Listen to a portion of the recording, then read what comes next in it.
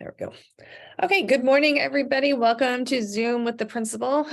Today, our topic is family communication. But before we get started on that, I have some members of the Piedmont Hills Parent Boosters Club here, and they are going to do a short presentation on San Jose's Vision Zero project. So, I'm going to turn it over to you. Great, thank you. Good morning, everyone. I will share my screen.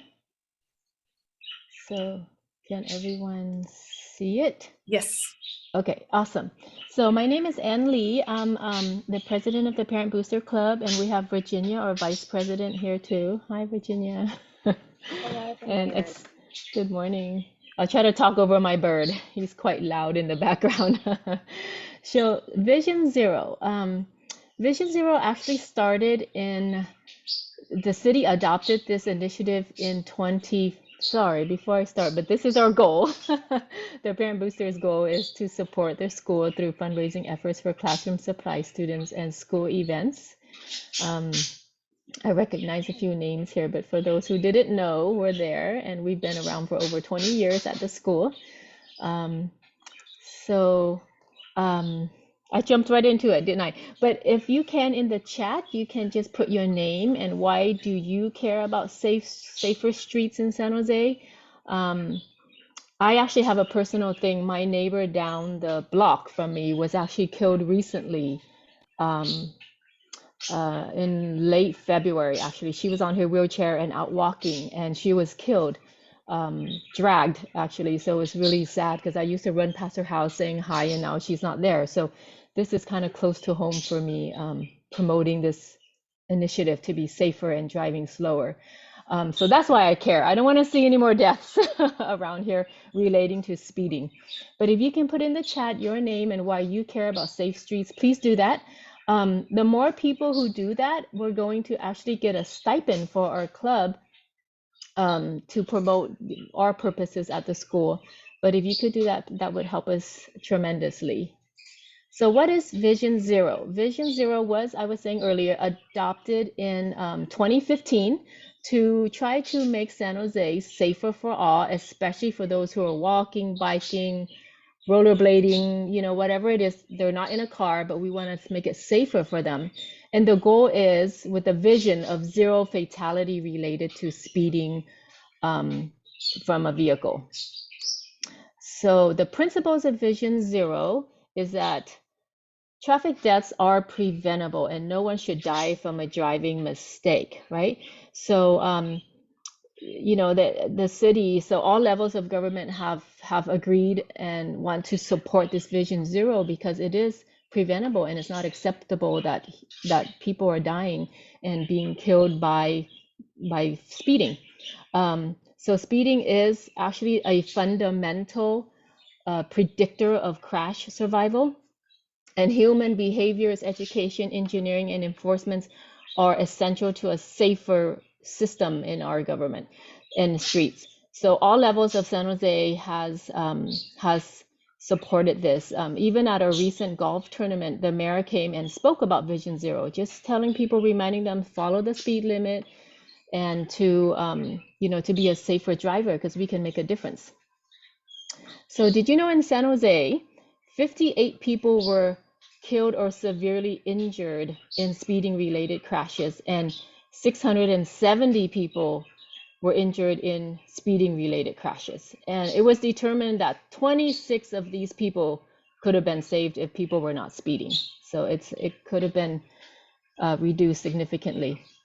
So road design, so what the government, especially the city of San Jose, they have done a lot of studies and they have come to conclude that road design can make a big difference. So since 2015, they've done such things as extended crosswalks, added more curb extensions, adding flashing beacons, protected bike lanes, and radar speed limits. So all these have been done since 2015 and ongoing. So they're continuing to do this. So you're going to see huge push for this starting.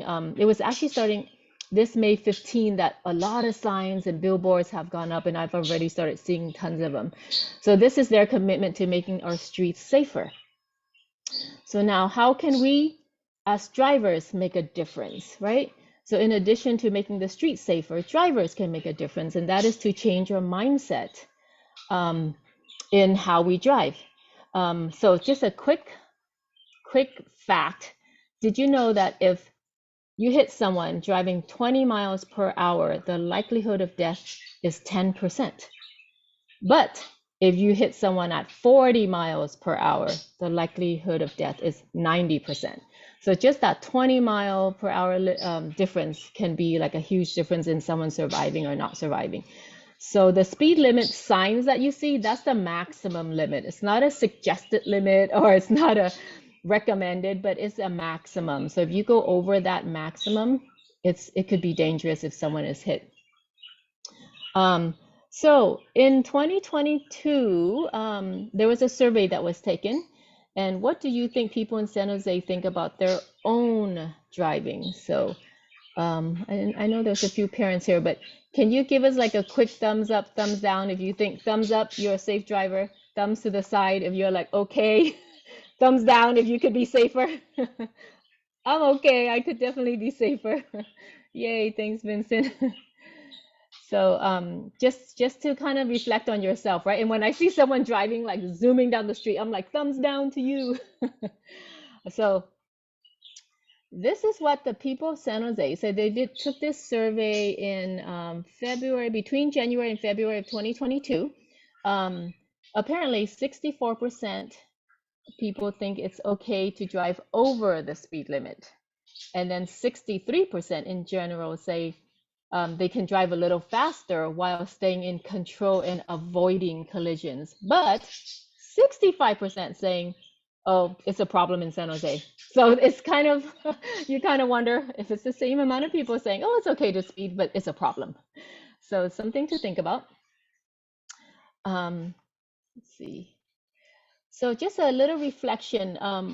Would you be willing to arrive a few minutes later if it meant keeping yourself and others safer? Um, is it worth it, right, in the end? So some safer driving behaviors that they have identified and wanted to make it quick for people to remember is just to watch out. Watch out for people walking, rolling, keeping your eyes on the road, obey the speed limit, and then just plan ahead and just to give yourself plenty of time to arrive and get to your destination safely without hitting anyone and getting into an accident. So sorry, just there's a few more notes I wanted to talk about this. So it is really like just get off the phone, right? Don't text while you drive is one of I'm kind of guilty of it myself. So my kids always remind me, Mom, you can answer that later. So if it's really important, I do pull to the side, answer, and then I keep going. But I keep imagining every time when I get home, I was able to reverse time and avoided that crash. So I'm so grateful to get home every night and that I'm home safely. So I remind myself, let's just stay alert, just look out for people, obey the speed limit, just something that you don't want to regret later when you things that you could have done. So again, traffic deaths are preventable. Okay, sorry, it's kind of weird. I'm moving the screen around. So just want to ask you, everyone here, are you ready to make our streets safer? There's something very easy that you can do. You can take the I Drive the Speed Limit pledge, and it is something kind of fun. Most of us have TikTok, Instagram, Facebook. You can do this, and you can be entered for a $100 gift card. And there's 10 chances to win. It used to be 5, but they increased it because they're trying to get more participation. So you can just make a sign. It doesn't have to be as big as what this person's holding up, but a sign that says, I drive the speed limit because, and you can fill it in. I want to be a safer driver. I want to be a good role model. I don't want to see any deaths, So fill that in, hold it up, take a picture, and then you can post it on a social media between May 1st, which is between now and July 31st. And just make sure you hashtag Vision Zero San Jose, and then you will be entered to win a $100 gift card. So here are some drawing details of this this, I guess, promotion to make sure the posts are appropriate and promote safe driving habits. And then the drawings for that $100 gift card will be drawn in August.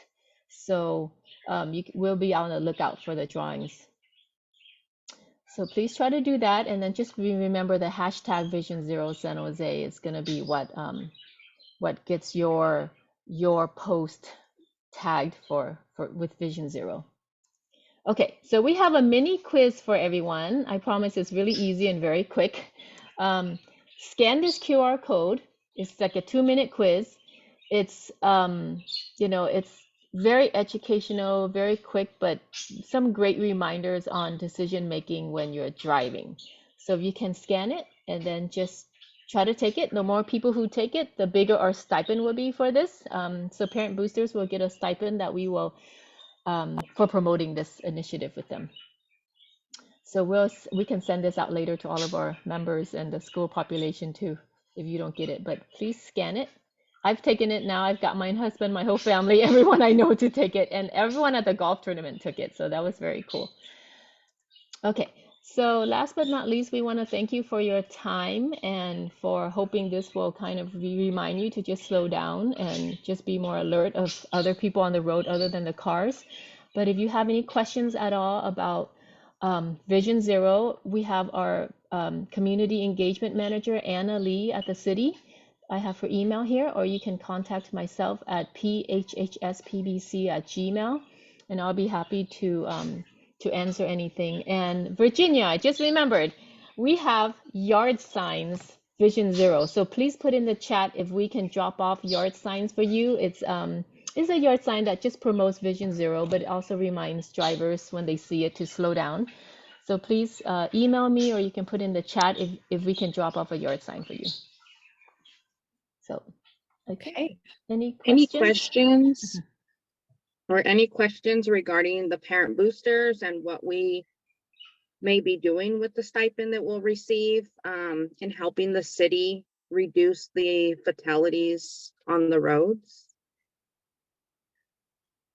I know there were some people who came in a little late, so if you have any questions, feel free to ask. So we'll be sure to share this presentation also with Ms. Davis, but it'll be in the recording. I mean, I know, and there's some comments in the chat too about the safety in the streets around the school. That is something that we are very concerned about as a school, because the streets in our surrounding areas do get clogged.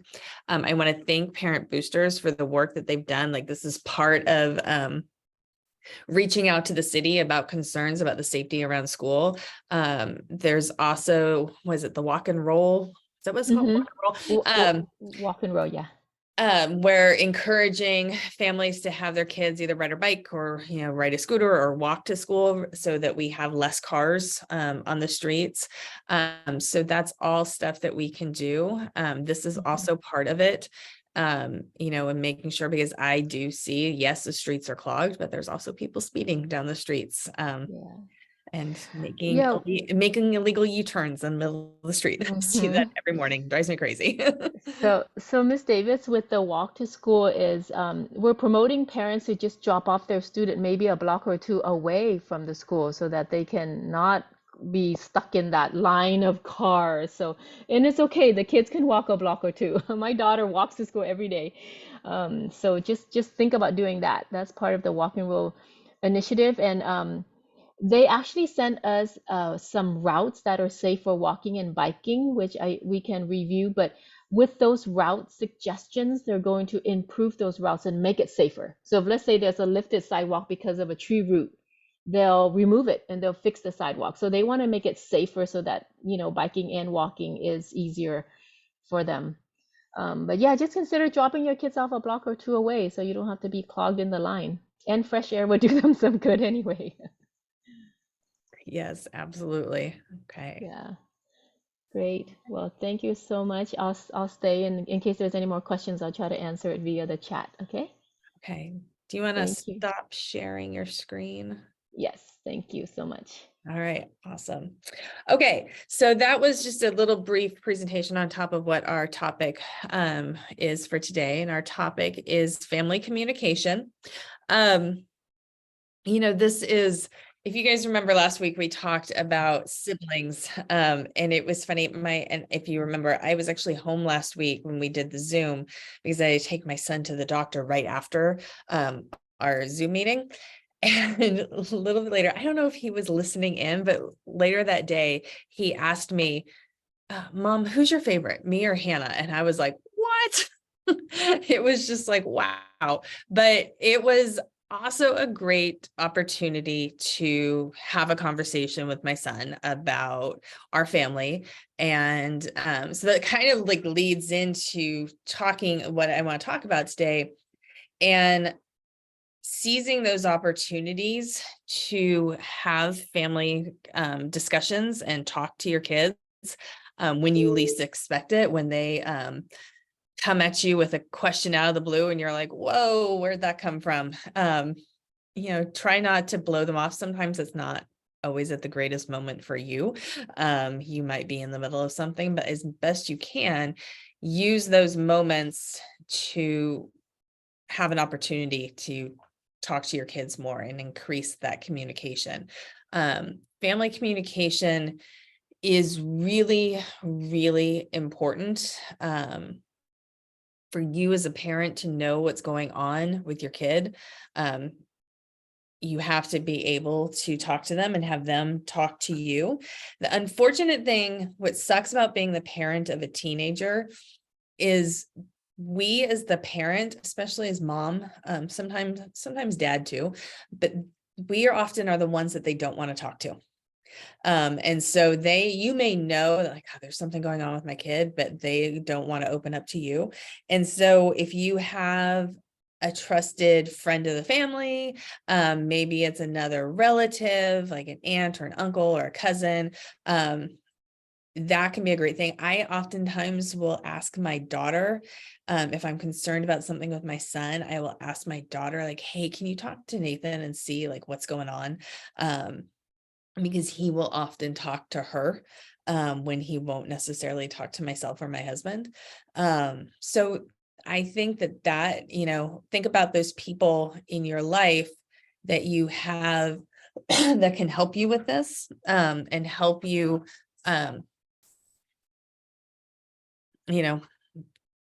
be that person that a kid will talk to.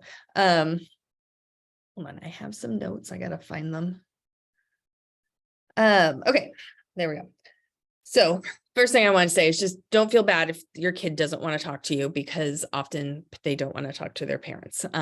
Sometimes they do. And then, like I started with, like, take advantage of those times. Like if they ask you a question about something, like seize on that. Be like, all right, they want to talk.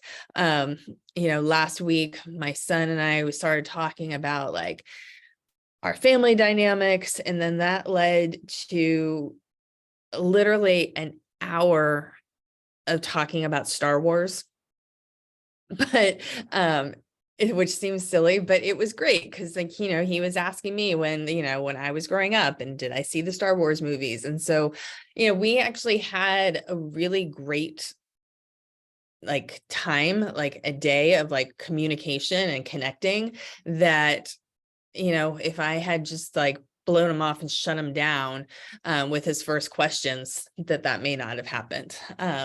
So take advantage of those times. One thing that is really important with communication, and I think oftentimes we all think of ourselves as a good listener, but really think about if you are a good listener. Like if you are, I don't know, Jay, just 1 hour talking about Star Wars. Yeah. He probably could have gone on, but we did shift the topics a little bit. So it was a lot. It was a lot of Star Wars talk. So be a good listener, which being a good listener means that you are actively listening. I know with myself, I tend to think that I'm a good listener, but then sometimes I definitely catch myself when the other person's talking, I'm thinking about what I want to say. which means I'm not really listening. I've like stopped listening to them because I'm like in my mind thinking about my response. So as much as you can, try not to do that. And because you may be missing some critical things that they may be saying. One thing that, Ms. Gunter, I was hoping was going to be here today, but she unfortunately had a district social workers meeting during this time, so she can't be here. But one thing she always likes to say and give advice about is when she's talking to kids, or when she's talking to anybody really, is, do you want me to listen, or do you want me to give you advice? And I think that is great, not just when you're talking with your kids, when you're talking to anybody. I had a teacher a couple of weeks ago come in and was talking to me and was kind of venting and upset about something. And I asked her, like, do you want me just to listen, or do you want some advice? And she like paused and she's like, I actually want some advice. And so I was like, okay, good. Like, then like that's, but like having that be like your first question, because a lot of times with our kids, they maybe just want somebody to listen. They just want to vent. They're unhappy about something. They're unhappy about something that happened at school. They're unhappy about something their teacher did or their friend did, or just something, maybe they're unhappy about something that you did. My son last week was very unhappy about something my husband did, and he just wanted to vent about it. And so that's a great thing. Sometimes you just want to listen. They may want some advice. If they're having a problem at school, maybe they do want some advice on how to handle it. But ask them what they want. Another tip for you is to ask open-ended questions. And I am so guilty of this. I will come in and I will ask my son, like, hey, how was your day today? How was school? I'll be like, good. Fine. And that's all I get, because I'm not asking the open-ended questions. Yes, sometimes we try to multitask too much, listening and being on the phone. I find eye-to-eye contact is also effective, very much so. Though one thing I will say, if you have to have a difficult conversation, do it, and I've said this before, do it in the car where you aren't looking eye to eye. Because sometimes, like, if you have to, like, we've talked about, like, having the sex talk with your kid, that can be super uncomfortable. And so when you don't have to look at eye to eye, but you're like forced in proximity and you're stuck in the car together, that's a great time to, take advantage of those times. And you hopefully won't have your cell phone in your hand, because you're going to be a safe driver, so you don't have your cell phone in your hand. So okay, back up. Asking open-ended questions. So thinking about, asking, like, instead of just like, how was your day, where you're going to get a fine, like, it was good, it was fine. Asking them, like, hey, what was something super funny that happened today? Or, what was something that made you smile today? Or what was something, you can even go negative, like, what was something that really annoyed you today? Where you're asking like more detailed, and that hopefully will lead into more conversation. I wanted to show you guys, we've talked about this before. Hold on, I'm going to share my screen. This is our school website. This is actually where, underneath, if you go up here down to the arrow to the principal's message, that's where this is. And this is where I actually haven't updated this page in about a year. I should update it. I'll be up a summer project for me. But what I do have on here is I have links to parent resources. And one thing that I have on here that's really valuable for parents as a conversation starter with your teenagers, and this would be a great thing to do over the summer, like bothering them with, because what I want to talk about is the life wheel for teenagers. Bothering them with this right now when they're like studying for finals and like doing their final projects, they probably like this week and next week, probably not the best time. But school's out in 3 weeks, and that's a great time to start thinking about, like, hey, how do you feel about where you are in terms of your life, like what you're putting priority on? And so all of our students, because we shared, I don't know if you guys watched our presentation on anxiety that we did for the students, but the life wheel was an activity during that presentation. So all students, they actually should be familiar with the life wheel. So this is linked on the website, and where you can ask them like, hey, how do you feel like you're doing in all of these areas?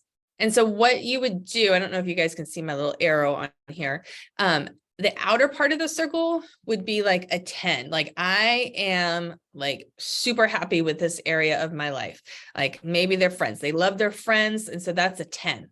Like that's awesome. But maybe their grades are like not where they want them to be. So they might be down here at like a 2. And then, so notice that like school and grades are 2 separate things, because school is like a bigger, more holistic, like just like the school environment and how they feel about going to school. Whereas grades is much more academic and how they feel like they're performing with their grades. And then you've got like personal growth. Do they feel like they're learning and growing and becoming like, that can be like this growth area can be like really, there can be a lot of personal interpretation on what that means.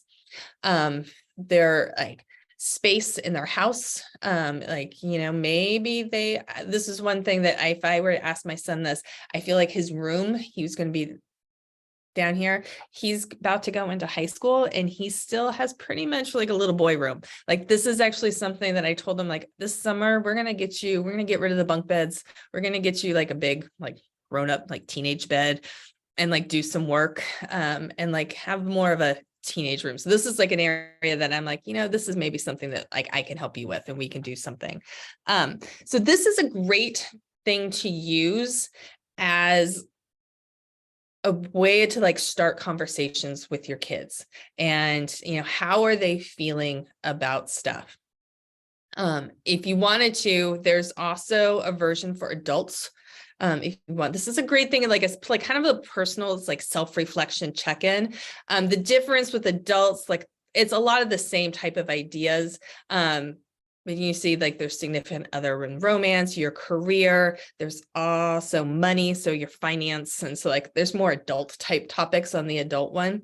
But this is also a great thing for you guys to stop sharing.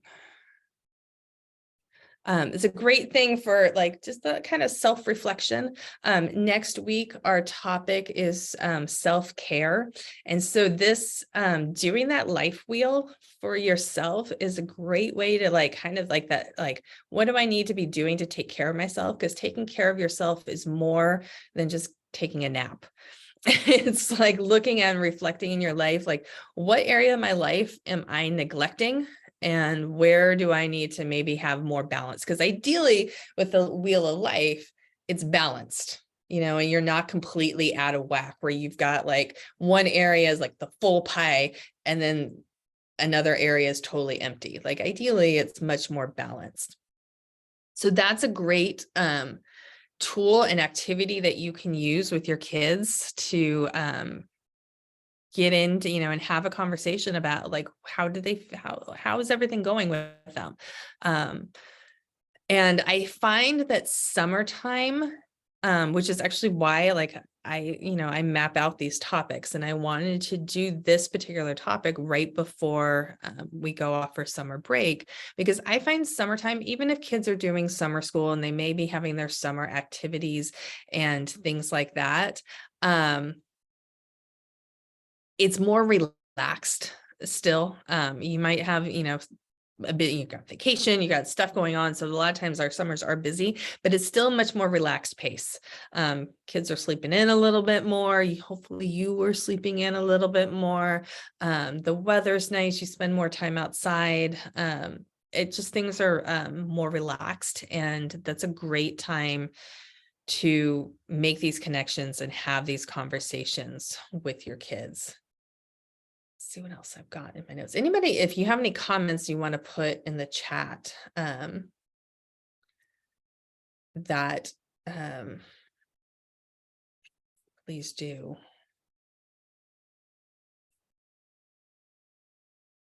And it's okay, on says it's okay if they don't want to talk about something right then and there. I tell my kids I'm there and ready to talk whenever they are. Sometimes they need space. Yeah, absolutely. You need to like kind of be able to, when do you push, when do you not? Virginia, you've got your hand up.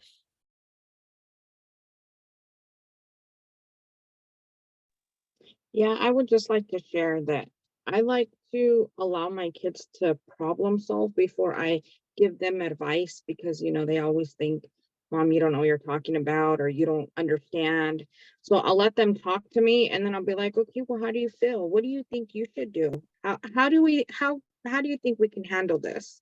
And then based on what their response is, then I'll kind of do a little bit of correction or like, maybe we shouldn't do that, or maybe, but I let them feel like they have input on things so that they have more control, giving them the control. So it's not just always telling them. So I know my oldest is goes through those, but he's learned that when he comes to me, I just help him problem solve instead of telling him what to do or how he should handle things because they seem to think that we don't understand or we don't know, which a lot of times we don't know of things that they go through nowadays. It's different from, us growing up.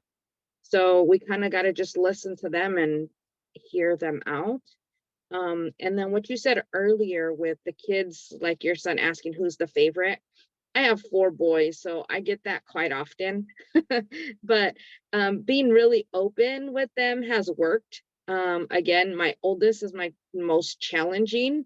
So he's the one that needs a lot of time, attention.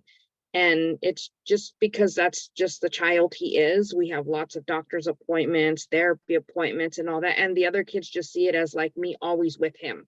So I kind of give them a little update, like, look at this is kind of what's going on in his life. This is why it seems like I may be hanging out with him more, but it's just that he needs more attention because of this.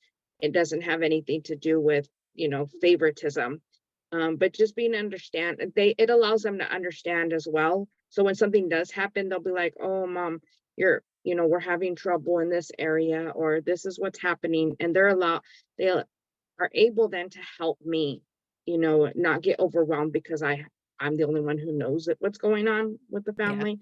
So they either like, oh, Mom's having an issue with, the older brother right now. Let's just step away. Or, hey, Mom, how can we help you so it does help with family wise. So that's just my experience. Yeah, absolutely. And I think, you know, being open and honest about what's going on, like, if you're stressed about something, if you've got things going on, and like just being honest about what is happening with you, and then validating. My next point I have on my notes here is validating their feelings. So if they're feeling frustrated because Mom, you've been super busy and you've been spending all your time with the oldest, like, validate their feelings. Like, yeah, it's okay that you feel neglected, and like valid, like, that's fair. Avoid what we call toxic positivity. Like, it's going to be okay, don't worry about it, like, it's going to be fine, everything's going to be good, like, we're all going to be great. Like, they may feel bad, and that's okay. My son right now is super, he's not in a good place. He's super bummed. We've lost 3 pets in the past 4 months. It's been a rough couple of months for pets in our house. And my son is feeling it. I mean, we're all feeling it. I mean, we are animal lovers in my house, but my son especially is like, he's going through some mourning, and like, it's like rough for him. And it's constantly, but he just turned 14 on Monday. So he's a 14-year-old boy that like is uncomfortable with feelings. Like, he's just like, oh no, I can't. And I'm like, hey, it's okay. It's okay to be super sad and not be okay with this. Like, that is okay. So that's really important. I wanted to, let me find it. I came across this article that 10 positive family communication rules for your home. And so I wanted to go through this, see if we like them or not. I don't know. It's like one of these mommy blogs. So sometimes I like what they have to say and sometimes I don't. The first one I actually kind of like. The first rule is think before you speak. Take time to think about what you want to say before you say it. Make sure your words, tones, body language reflect what you mean. I think that's good advice, like, especially if you have to like share hard news with your kids and your family. Like I had to last week tell my son that our kitten ate something toxic and was not going to make it. And like, and I had to I had to plan it out in my head before, like, what am I going to say? How am I going to say this? And so, because I think just blurting it out would be the worst thing. And so like, making sure like my tone of voice and like how like my demeanor and how I was as comforting as possible. So definitely like think about what you want to say before you actually say it. We just touched on this a couple of minutes ago. Tell the truth. It might feel like the right thing to bend or hide the truth to avoid hurting loved ones, but being dishonest breaks trust. However, the truth should always be spoken gently and with love. Being brutally honest hurts feelings, but gentle truth builds intimacy. I really like that. Being brutally honest I don't think that that's always the right tactic, especially when you're talking to your kids. But being like gentle with the truth, I think that that's definitely the best way to go. And like families are going through, various things like, and, but I think this is good advice no matter what is going on. With my family, like I've got my aging parents and their health concerns and just being really honest with my kids about what's going on and what I'm worried about. I have a very good friend of mine who's going through a divorce. And so her honesty with her kids had to like take a different, it's different, but like being honest about like what was happening between her and their dad, like it's really rough conversations. But I think like, especially in those, times that unfortunately are all too common, it's being honest is really, really important. And yeah. The next tip is to respect each other's viewpoints. I think this, especially when dealing with teenagers always think they're right. And they always think that you as the parent are wrong. That's just a good rule. Like they're going to be right. You're going to be wrong. So rather than get mad at them about that, hear them out, validate their feelings. Like I said, respect their viewpoint, but hey, it's fair to disagree because, you may be absolutely right that 2 a.m. is not a reasonable time to come home. And they are going to disagree with you, but then that's where you get to be the parent and you still set the rules. But you can agree to disagree, but still like listen to each other and their reasons and respect their viewpoint, even though you're going to disagree. Next tip is ask directly for what you want, desire, or need. I think this is more like relationship advice and maybe less advice for how to talk with your kids, but like asking for what you want or what you need. My husband is guilty of this. He does not always ask for what he needs. So ask for what you need so that your family doesn't have to be a mind reader. The next tip is listen to yourself. It says the only way for us to know how our words and tone truly sound to others is to pay attention to ourselves. Listen to how slow or fast you speak, how soft or loud you are, how loving or angry you may sound. This is what your family members hear. I thought that was interesting advice. I don't know if I've ever thought about it that way. And if I really have thought about like, how am I coming across and like what is my tone? What is my body language? And so I thought that was good advice. Next tip is let others speak. You know how frustrating it can be when you are trying to speak and someone cuts you off in the middle of a sentence. Allowing others to speak until they're finished without interrupting is a great rule for everyone to follow. Especially with your kids, if you've got that teenager that never wants to talk, and then all of a sudden they start, well, let them finish. Don't cut them off because they may not start again.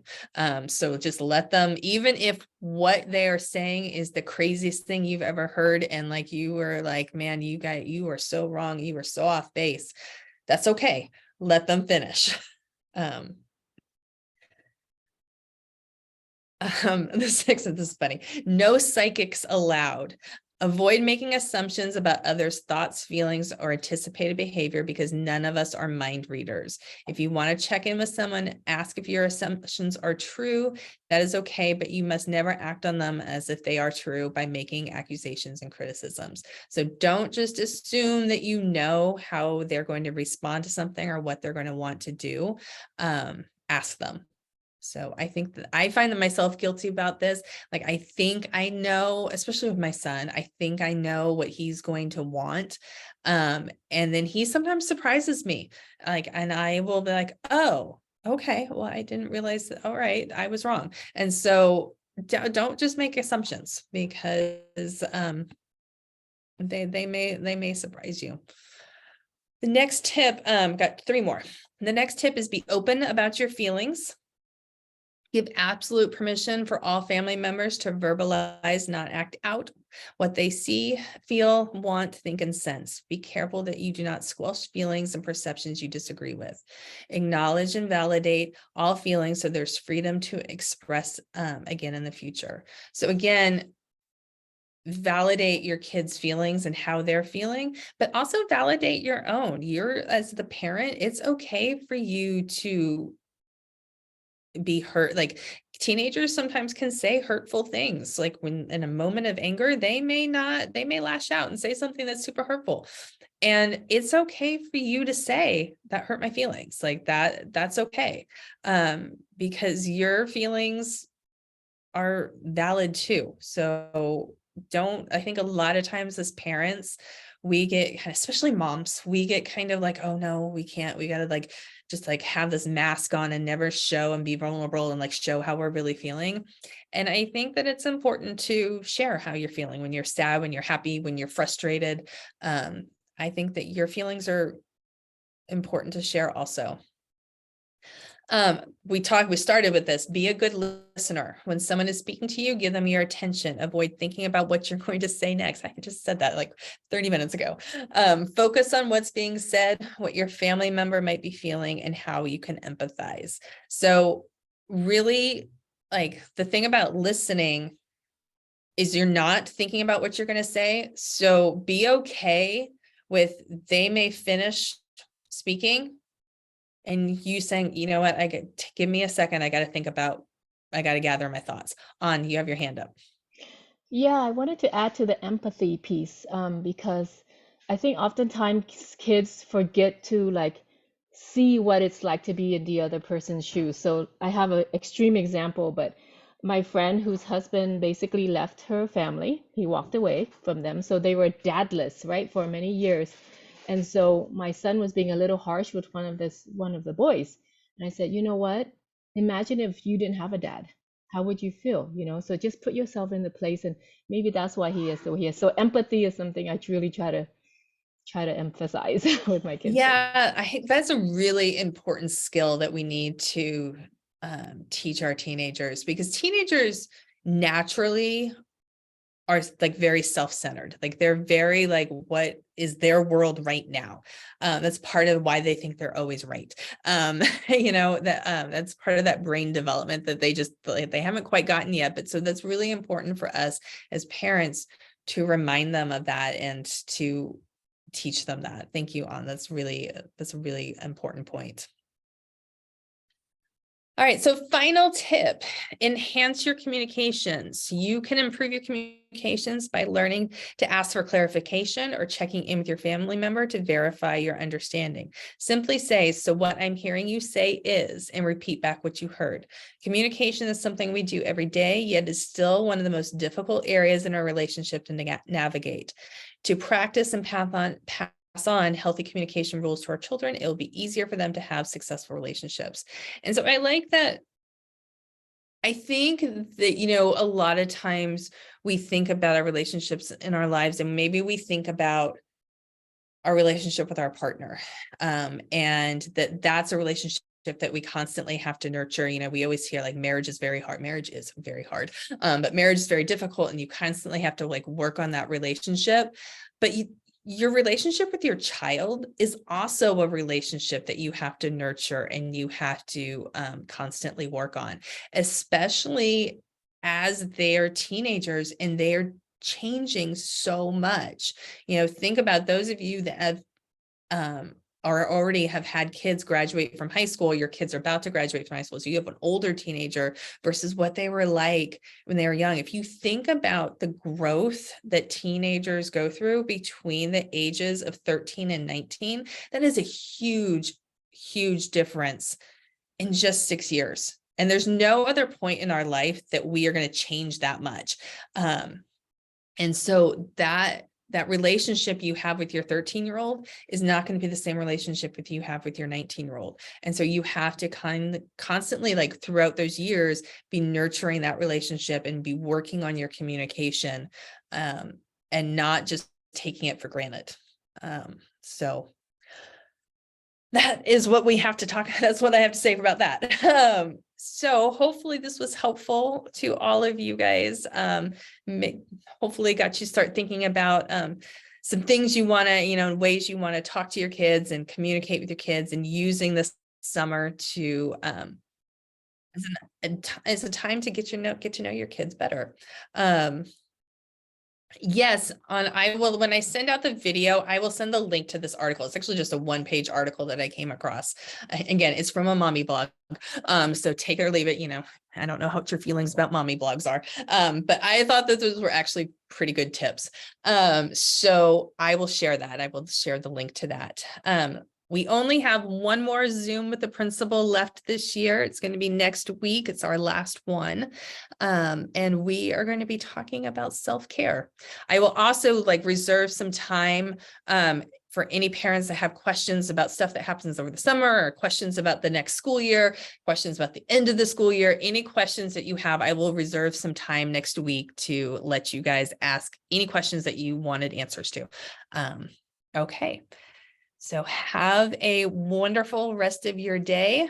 Thank you guys for joining us, and Thank you. Bye, all everyone. right. Bye, everyone.